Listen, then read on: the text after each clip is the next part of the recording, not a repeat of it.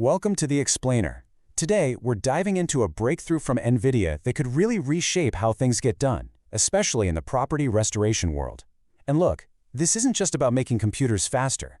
It's about a completely new way of thinking, an architecture built on connection, and it's creating a toolkit for problems we used to think were just plain unsolvable. So let's just start with a question that honestly sounds like something out of science fiction. What if you could show up to a job site and not just see the damage, but actually simulate how it's going to progress? What if you knew exactly where the hidden moisture was or how a shaky structure might react under stress? This isn't just a fantasy. It's the kind of future this new architecture is making real.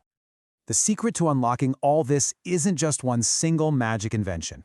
Nope, it's actually a series of technological bridges that connect different computing parts, turning all these isolated pieces into one single, intelligent machine.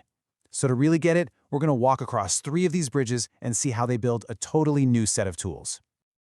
All right, let's get into it. Our journey starts small. I mean, really small. Inside one single computer. We're going from just the box full of separate parts to one single, powerful, cohesive unit. So the very first problem is basically a huge traffic jam happening inside our computers. The kind of massive AI models we need for complex jobs are just way too big for a single processor or GPU. But when you try to link a bunch of them together with the old connections, it's like forcing an 8-lane highway into a 1-lane country road. Everything just grinds to a halt. It kills performance. And the solution is our first bridge. It's called NVLink.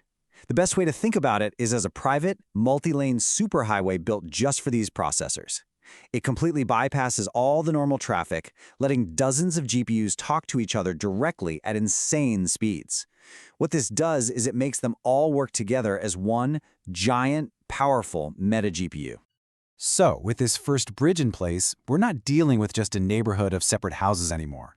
NVLink literally builds the roads and highways that turn it all into a single, unified city of pure processing power. And this city? It becomes the building block for everything else we're about to talk about. But, one smart city isn't going to be enough to solve the world's biggest challenges. So now we've got to connect all of those cities together. We need to go from a single system to, well, a whole nation of them, a real AI factory. The next big challenge is just pure scale. I mean, to train an AI that can accurately predict storm damage for a whole state or figure out how new materials work, you need thousands of those server cities, all focused on the exact same problem at the exact same time. The trick is getting them all to talk to each other like they're one single entity. And that's where our second bridge comes in. It's a technology called InfiniBand. So if NVLink built the local roads inside each city, you can think of this as the high-speed bullet train network that connects all the cities. It's this incredible networking fabric that can link up to 100,000 GPUs into one single massive warehouse-sized AI supercomputer. So with this bridge, the level of intelligence isn't local anymore. We're talking national scale. We now have a system that's powerful enough to be a true simulation engine for our absolute toughest challenges. And now we come to the final bridge, the one that connects us to a whole new reality of computing. This is the most futuristic and, yeah, maybe the most powerful connection of them all. You see, there are some problems, like designing a new molecule for a fireproof material or cracking next-level encryption, that are just impossible for our current supercomputers. They're governed by the super weird rules of quantum physics. The problem is, quantum computers, for all their brilliance, are also incredibly unstable and noisy. They just can't work on their own. And this is where the final bridge, NVQLink, comes in. It's basically the translator. It's the Rosetta Stone that lets 2 completely different worlds, the stable, powerful world of a classical AI supercomputer and the brilliant but fragile world of a quantum processor, finally talk to each other and get real work done. So here's how this team-up works. The big AI supercomputer, it acts like a life support system. It gets the problem ready, it runs all the control algorithms, and it corrects errors as they happen in real time. Then, NVQLink hands that nice, stable problem over to the quantum processor, which does its impossible math, and then it hands the answer right back. It's the first real, workable path to actually using quantum computing. Okay, so the big question. What does all this stuff, these superhighways, AI factories, and quantum bridges, what does it actually mean for you on a job site?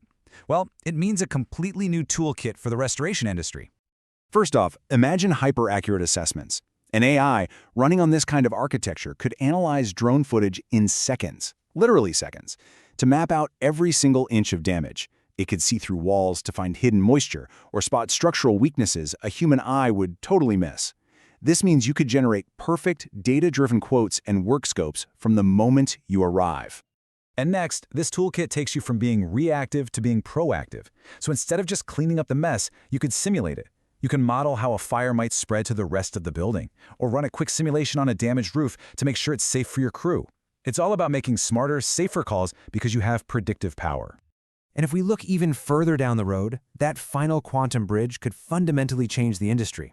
By solving those impossible problems in material science, we could discover new, super resilient building materials, develop crazy efficient drying techniques, and really truly learn how to build back better and stronger than ever before.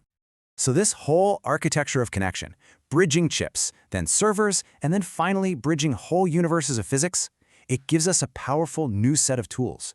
It completely redefines what's possible, not just in some data center, but on every single job site.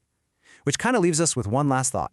When you have the power to simulate, to predict, and to invent at this kind of scale, is any restoration problem really impossible anymore?